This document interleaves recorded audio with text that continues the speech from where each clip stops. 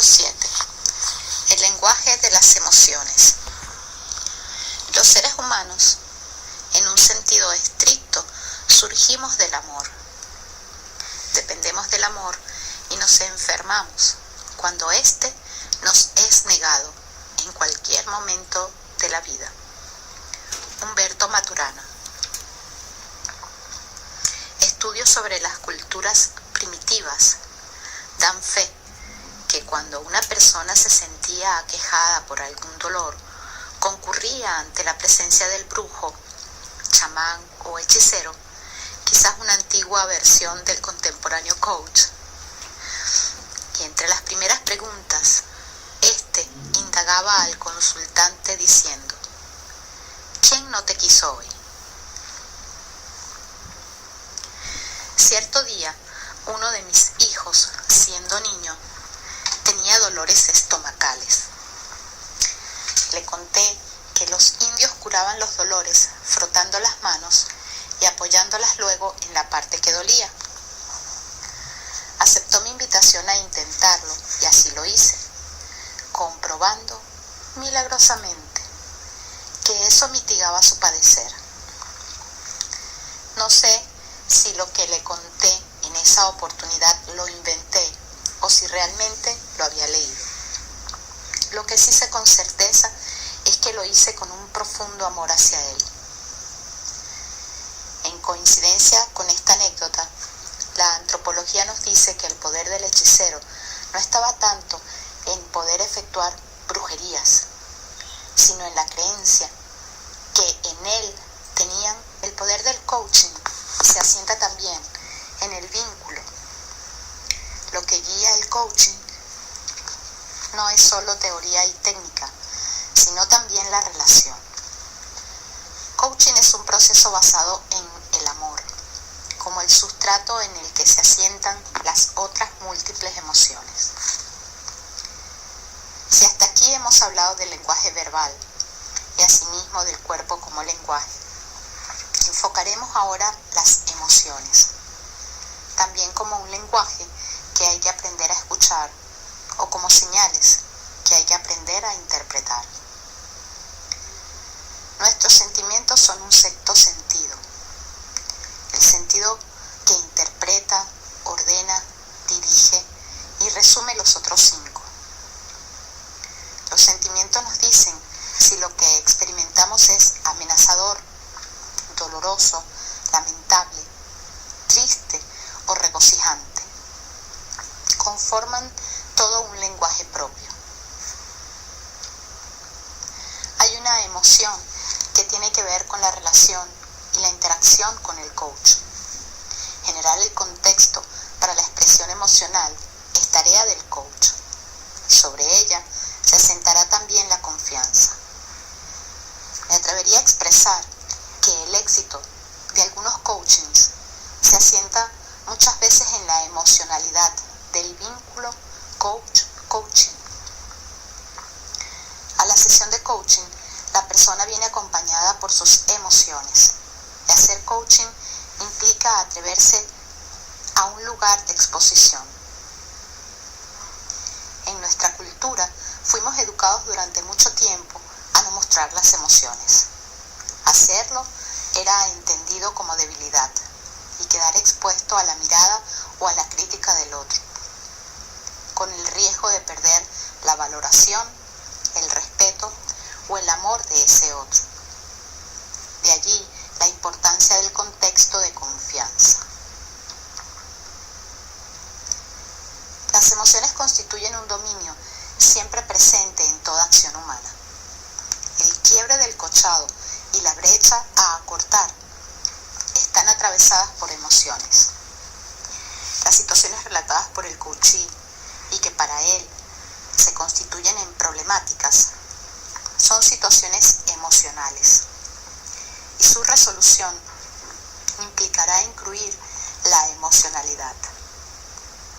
Algunas emociones aparecen muy manifiestas y otras son más latentes. Muchas veces la emoción es claramente reconocible, en otras aparece negada o manifestándose como sensación.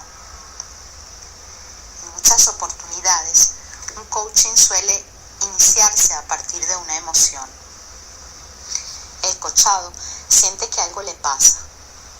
Tiene alguna ligera idea que no puede precisar con claridad ni vincularla con un tema determinado, pero la emocionalidad que lo embarga es muy definida.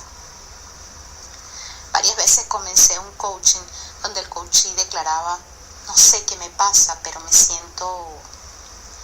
Esa emoción es entonces la vía de acceso a una, a veces ardua, pero siempre apasionante, exploración que nos guiará a una posterior comprensión e interpretación. Ocurre también que hay emociones encubridoras de otras. Por ejemplo, la tristeza encubriendo el enojo o viceversa. Esa emoción es importante porque tendrá que ver con la interpretación que se haga de la situación. En el caso de coaching que desarrollamos anteriormente, era muy manifiesto el enojo desde el punto de observación en el cual se situaba el coaching. Avanzando en el proceso, pudo darse cuenta de que esa emoción en realidad encubría también la enorme tristeza que lo embargaba. ¿Por qué dos o más personas pueden sentir de manera diferentes frente a una misma situación? Interpretativos. Y de acuerdo con el sentido que le damos a una situación, la cuestión no queda allí, sino que entramos en un círculo vicioso en el que esa emoción resultante contaminará nuestra manera de ser y estar en el mundo. Operará como un filtro sobre nuestra mirada del mundo y teñirá de esa emoción nuestra observación y también las acciones que de ella se deriven en consecuencia. La emoción determina la interpretación y viceversa. Los sentimientos son nuestra reacción frente a lo que percibimos y a su vez tiñen y definen nuestra percepción del mundo. Son la forma en que nos percibimos. Son la forma en que sentimos el estar vivos. Consideraciones conceptuales y pautas para la intervención del coach. Hablar de emociones es hablar también de acción. Humberto Maturana sostiene que las emociones son predisposiciones para la acción. Y en el prólogo de la obra antes mencionada dice: yo llamo conversar, aprovechando la etimología latina de esta palabra que significa dar vueltas juntos al entrelazamiento del lenguaje y el emocionar que ocurre en el vivir humano en el lenguaje. La emoción está siempre presente, aunque no siempre la escuchamos o reconocemos. Y la conversación no es solo un acontecer lingüístico. Por ello, el coach deberá estar atento simultáneamente al lenguaje verbal, corporal, pero también como un sistema. Y desde esta concepción debemos entender que lo que acontezca en cualquiera de estos dominios afectará también a los otros.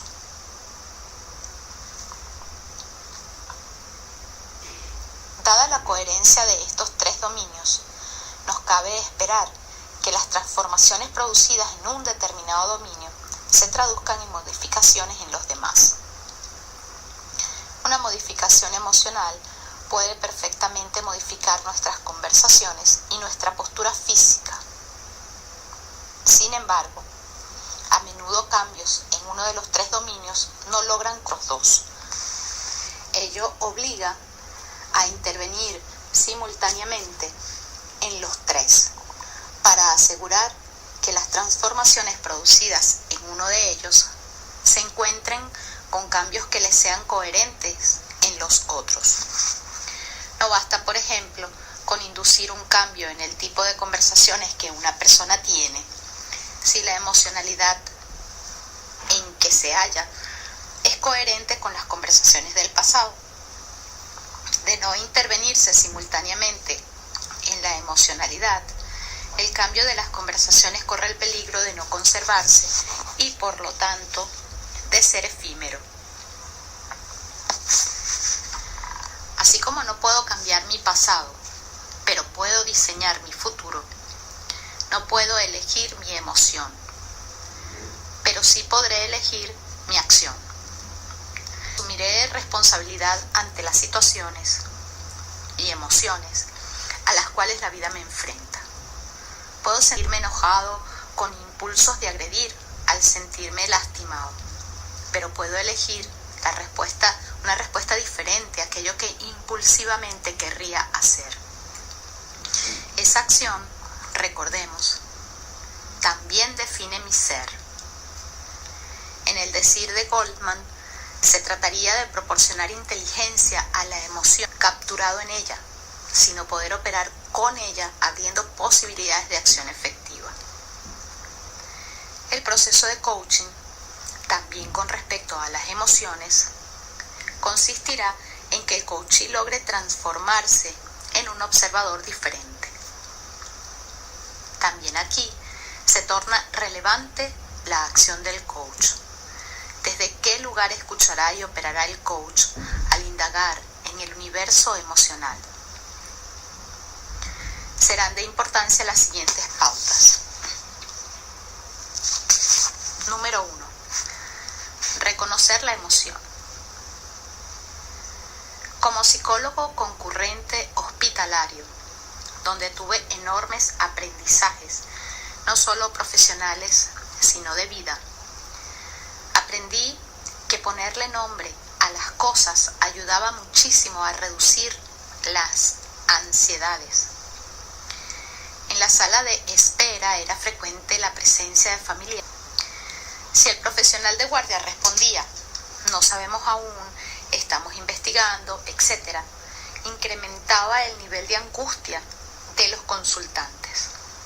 Si en cambio la respuesta era, tiene X cosa y le estamos prestando la atención correspondiente, aunque el nombre de la cosa les resultara incomprensible, reducía su ansiedad. Había algo que tenía nombre, era reconocible y se la podía enfrentar, se podía operar ante ella. Lo mismo acontece frente a las emociones. El coachee relata un suceso o acontecimiento que quiere coachar.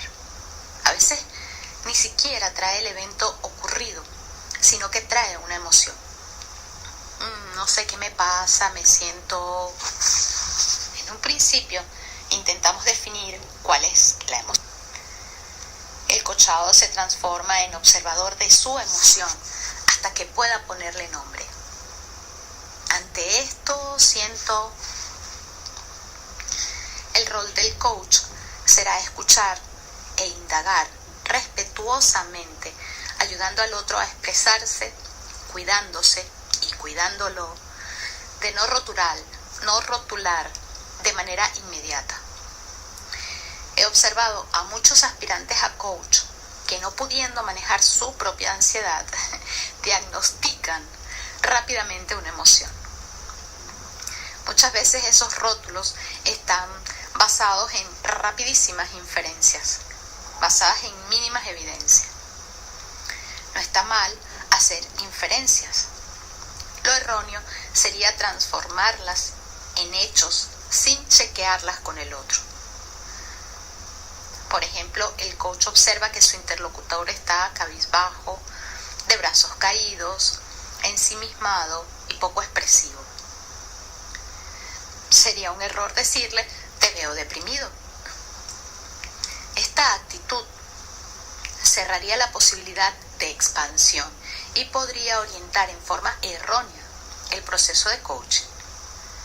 Una intervención más adecuada sería devolverle al coachee las observaciones corporales que ve, como te veo cabizbajo, a diferencia de otras oportunidades, tus comentarios son mínimos, estás como vuelto sobre ti mismo, tengo la impresión de que algo te pasa o de que algo te preocupara. ¿Es así? ¿Querrías conversar acerca de ello? El coach deberá siempre chequear sus inferencias. cuanta más competencia desarrolle en el lenguaje emocional y corporal, mayores serán sus habilidades para hacer distinciones. A mayor definición, más posibilidades de acción. Número 2. Aceptar la emoción. No elegimos la emoción. Así como ocurre con la columna izquierda, esta aparece y ocupa un espacio y energía personal.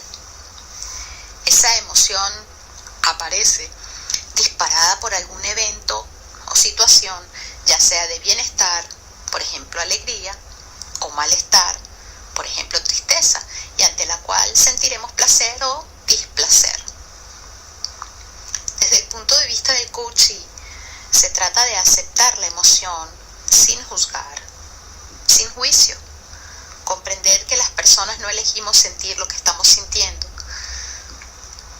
De esa forma evitaremos agregar malestar al sufrimiento. Por ejemplo, no sentirme mal por sentirme mal.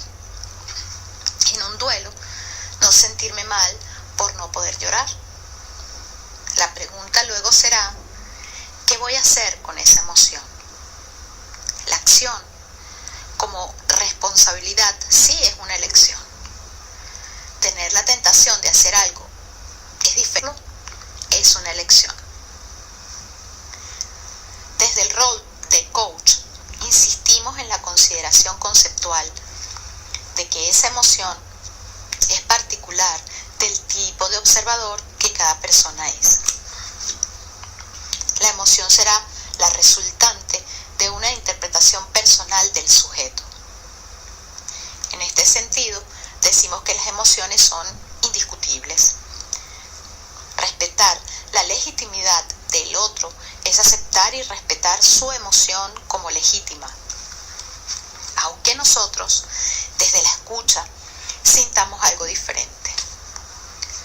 Se trata de aceptar la emoción del otro sin juzgar o criticar, pero sí, como veremos más adelante, analizar críticamente la opinión. Es aceptar de modo incondicional la emoción, para luego indagar en las razones, en los pensamientos y opiniones. Parafraseando palabras del Talmud, no vemos el mundo como es, sino como somos. Podríamos decir, no nos emocionamos como queremos, sino de acuerdo con la interpretación que hacemos. Recordemos que nuestros juicios hablan más de nosotros que del mundo. Son nuestras interpretaciones acerca del mundo. Número 3. Indagar e investigar en las razones. Toda emoción tiene por detrás una historia aparejada. Decíamos antes que aparece, pero como consecuencia de un evento interno, una sensación, un recuerdo, o externo, agresión, caricia, que la dispara. Ya el filósofo Blaise Pascal decía, el corazón tiene razones que la razón desconoce.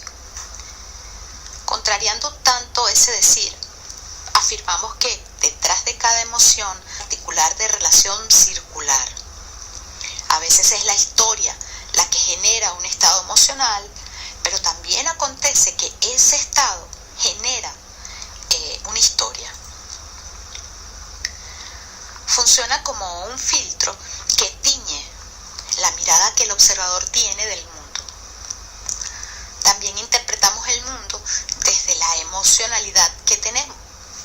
Por ello se torna relevante aceptar de manera incondicional la emoción, pero revisarla críticamente. Si suponemos que nuestros juicios del mundo corresponden realmente a cómo el mundo es, cerramos posibilidades de producir estados de ánimos diferentes. ¿Qué quiero decir con revisar críticamente? Investigar junto al coachee la validez de sus opiniones, los datos que las fundamentan, sus estándares, distinguir hechos de juicio prejuicios, cuáles son sus deseos y preocupaciones, etc. Se trata de ayudar al coachado mediante la indagación a corregir distorsiones, si las hubiera, y errores interpretativos, así como a apropiarse de sus opiniones. De esta forma se transformará en un observador diferente, abriendo posibilidades de acción y o generando nuevas respuestas donde antes no las había. El repertorio de emociones es amplio.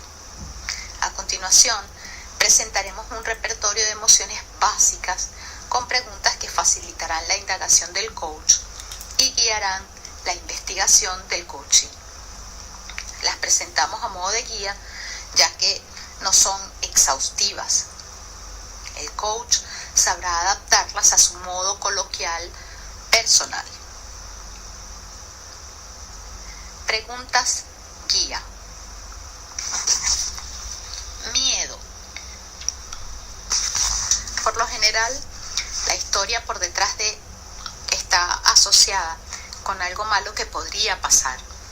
Algo querido está en riesgo, a perder algo o a alguien valorado. Se constituye en una mezcla de cierre de posibilidades. ¿Qué te asusta en esta situación? ¿Qué te da temor? ¿Qué podría suceder? ¿Qué cosa o situación valiosa sentís o pensás que está en riesgo? ¿Cuáles son las condiciones que te hacen pensar que es posible que eso suceda? ¿Te ha pasado algo parecido antes? ¿Cómo se resolvió esa situación? ¿Qué consecuencias tuvo? ¿Ocurra? ¿Qué acciones podrías desarrollar para minimizar el impacto si eso ocurriera? Bien. Enojo. La mayoría de las veces, la historia aparejada refiere a algo malo que pasó y no debería haber sucedido. Hay un límite o estándar que a criterio del observador fue transgredido. Muchas veces por debajo del enojo encontramos tristeza. ¿Qué pasó? ¿Cuál fue la situación? ¿Qué es lo que te enoja? ¿Qué perjuicio sufriste? ¿Cómo te afectó? ¿Cuál fue el límite quebrado o transgredido? ¿Qué valor, norma, creencias o datos fundamentan tu opinión? ¿Por qué ese valor es importante para ti? ¿Cómo podrías expresar productivamente tu enojo? ¿Qué reparación necesitarías? ¿Qué tendría que ocurrir para recuperar tu estado de paz? ¿Qué acciones podrías asumir responsablemente para lograrlo? Culpa. Es el enojo consigo mismo. Por lo general, la historia por detrás tiene que ver con que uno transgredió sus propios límites o estándares y provocó consecuencias no deseadas. Viene asociada a haber hecho algo malo que no debería haber acontecido. Corporalmente es una emoción muy asociada a lo auditivo. Escuchamos el autorreproche o el reproche del otro.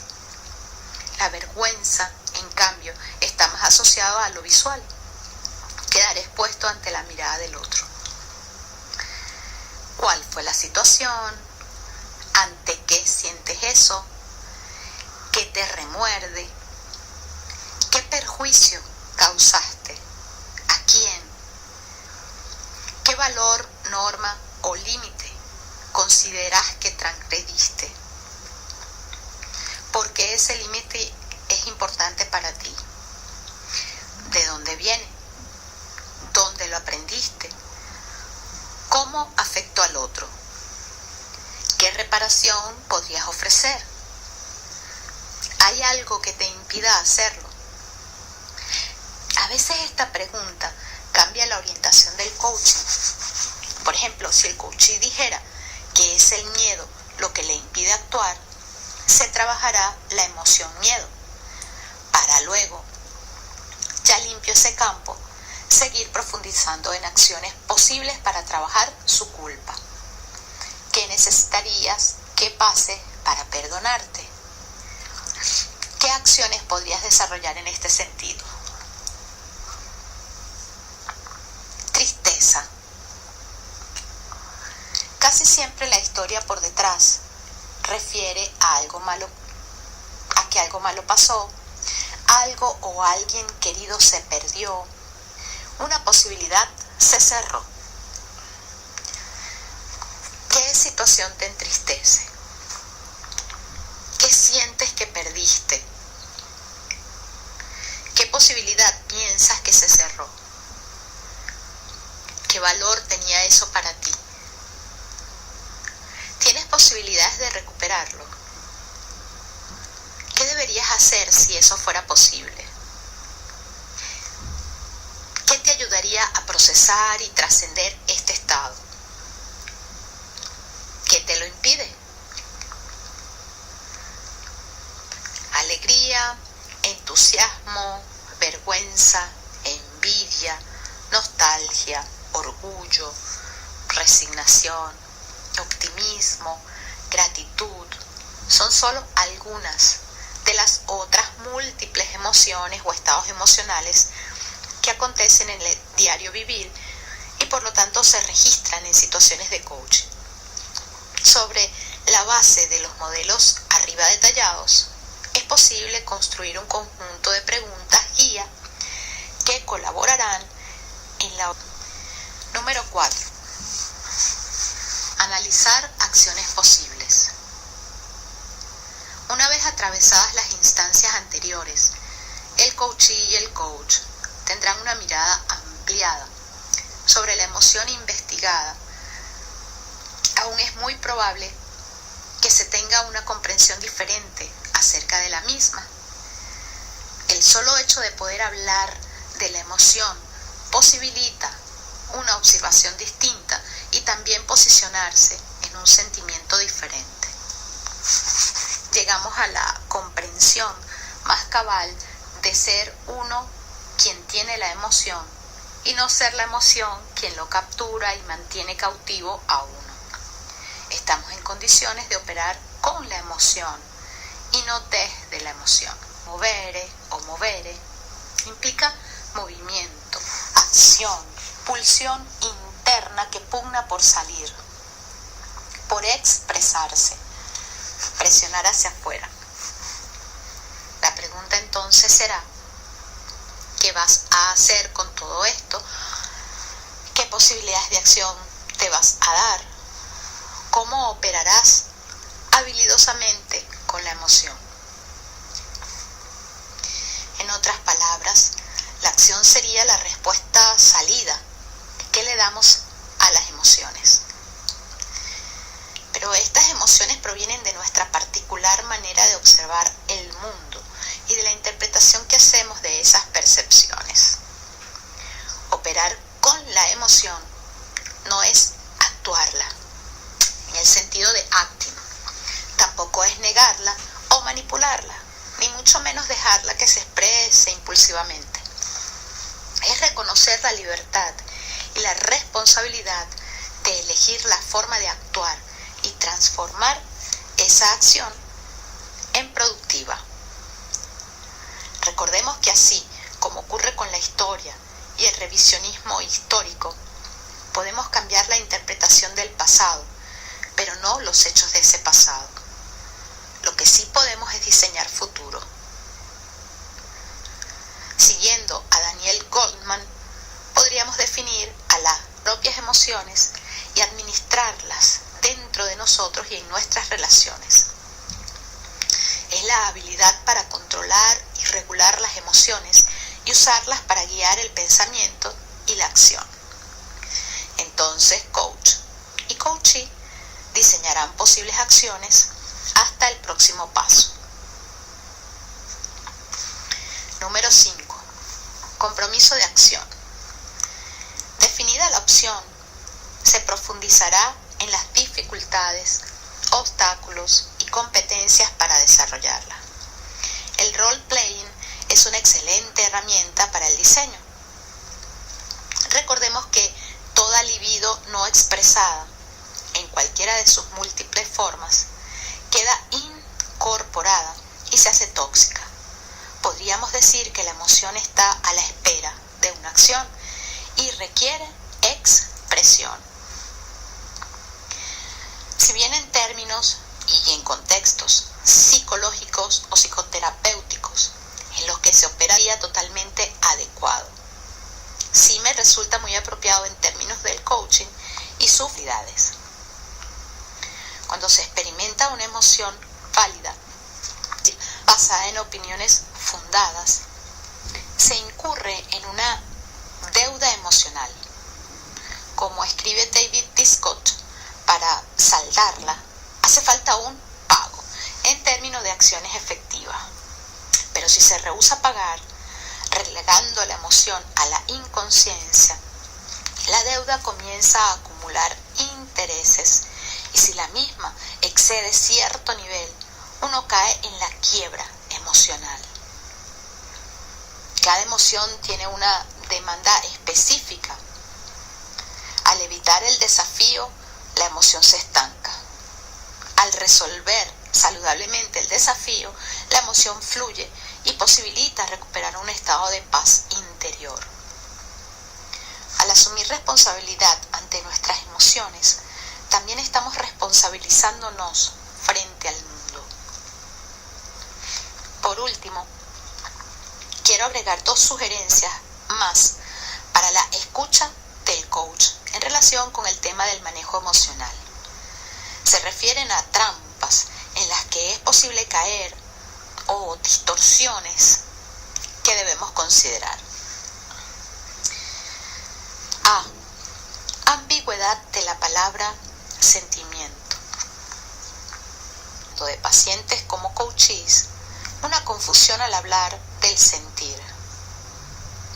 Sentir es utilizada de 3 maneras. Como sensación, siento calor.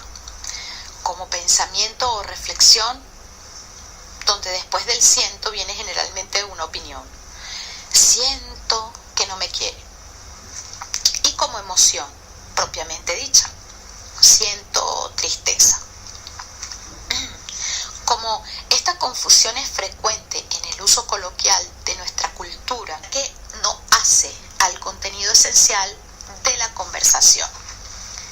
Pero en otras oportunidades, cuando considero que es relevante, y en esto es más que importante la escucha activa del coach, lo señalo a mi ocasional interlocutor con una finalidad muy precisa. Por ejemplo, señalarle que lo dicho por él no me quiere respecto de otra persona es una opinión y que es útil investigarla sobre la base de datos o hechos que la fundamentan. A su vez, esos hechos posibilitarán una transformación del observador y por lo tanto de su interpretación. Será muy diferente decir, ante estos hechos yo no me siento querido, que atribuirle al otro una emoción que puede no coincidir con la percepción que tiene. Otra persona, ante las mismas circunstancias, tendría otra opinión o no pondría en tela de juicio el amor del otro. En otras palabras, también aquí estamos hablando de responsabilidad y de la apropiación de los juicios emocional. También en este caso, reitero las aclaraciones previas. Hay conversaciones que hacen al modo de hablar de una cultura y se comprenden dentro de un determinado contexto. Son los llamados contextos de obviedad. En otras conversaciones, sobre todo en las de coaching, se torna relevante señalar la distinción cuando el coachado dice, por ejemplo, mi jefe me hace sentir miedo, enojo, etc. Más notable es cuando una persona le dice a otra: me hace sentir culpable. Lo adecuado sería decir: cuando te escucho decir o cuando me hablas de esa manera siento culpa. O me enojo, me entristezco, cuando. ¿Por qué la importancia de señalar esta distinción? Porque se relaciona con la asunción de responsabilidad, de independencia. Se trata de ayudar al coachado a asumir el poder que está en sus manos, no a renunciar o delegar ese poder en otro. Decir no al chantaje emocional es no hacerse cargo cuando alguien nos atribuye el poder de provocarle una emoción, así como de no otorgarle al otro el poder de provocarnos algo en particular. Estrictamente, el otro hace o dice algo ante lo cual sentimos alguna emoción. Al apropiarnos de la emoción, también nos apropiamos del poder de accionar con ella de manera productiva. Insisto, la sugerencia es para algunas y muy específicas conversaciones. Si no, corremos el riesgo de amargarnos la existencia con purismos inoperantes y de perdernos momentos maravillosamente gratificantes, como cuando el otro, con mucha sencillez, reconocimiento y espontaneidad, nos dice: ay, me hace sentir muy feliz. Las emociones. Cuentan que una vez se reunieron todos los sentimientos y cualidades del ser humano. Ay, cuando el aburrimiento había bostezado por tercera vez, la locura, como siempre tan loca, les propuso: ¿vamos a jugar a las escondidas? La intriga levantó la ceja intrigada y la curiosidad, sin poder contenerse, preguntó: ¿a las escondidas? ¿Y cómo es eso? Es un juego, explicó la locura, en el que yo me tapo la cara y comienzo a contar hasta 1.000.000 mientras ustedes se esconden, y cuando yo haya terminado de contar, el primero de ustedes que yo encuentre ocupará mi lugar para continuar el juego. El entusiasmo bailó, secundado por la euforia. La alegría dio tantos saltos que terminó por convencer a la duda, incluso a la apatía, a la que nunca le interesaba nada. Pero no todos quisieron participar. La verdad prefirió no esconderse. ¿Para qué? Si al final siempre la hallaban. Y la soberbia opinó que era un juego muy tonto. En el fondo, lo que le molestaba era que la idea no hubiese sido de ella. Y la cobardía prefirió no arriesgarse. La primera en esconderse fue la pereza, que como siempre se dejó caer tras la primera piedra en el camino. La fe subió al cielo y la envidia se escondió tras la sombra del triunfo, que con su propio esfuerzo había logrado subir a la copa del árbol más alto. La generosidad casi no alcanzaba a esconderse. Cada sitio que hallaba le parecía maravilloso para alguno de sus amigos. Que si un lago cristalino, ideal para la belleza. Que si la hendidura de un árbol, perfecto para la timidez. Que si el vuelo de una mariposa, es lo mejor para la voluptuosidad. Que si una ráfaga de viento, magnífico para la libertad. Así, la generosidad terminó por ocultarse en un rayito de sol. El egoísmo, en cambio, encontró un sitio muy bueno desde el principio, ventilado, cómodo, pero solo para él. La mentira se escondió en el fondo de los océanos. Mentira, en realidad, se escondió detrás del arco iris. Y la pasión y el deseo en el centro de los volcanes. El olvido, se me olvidó dónde se escondió, pero eso no es lo importante. Cuando la locura contaba 999.999, el amor aún no había encontrado un sitio para esconderse, pues todo se encontraba ocupado, hasta que divisó un rosal y enternecido adormecido, decidió esconderse en sus flores. 1.000.000, contó la locura, y comenzó a buscar. La primera en aparecer fue la pereza, solo a 3 pasos de una piedra. Después se escuchó a la fe discutiendo con Dios en el cielo sobre zoología. A la pasión y el deseo los sintió al vibrar los volcanes. En un estaba el triunfo. Al egoísmo no tuvo ni que buscarlo.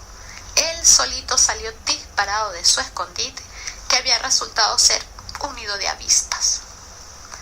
De tanto caminar sintió sed, y al acercarse al lago descubrió la belleza.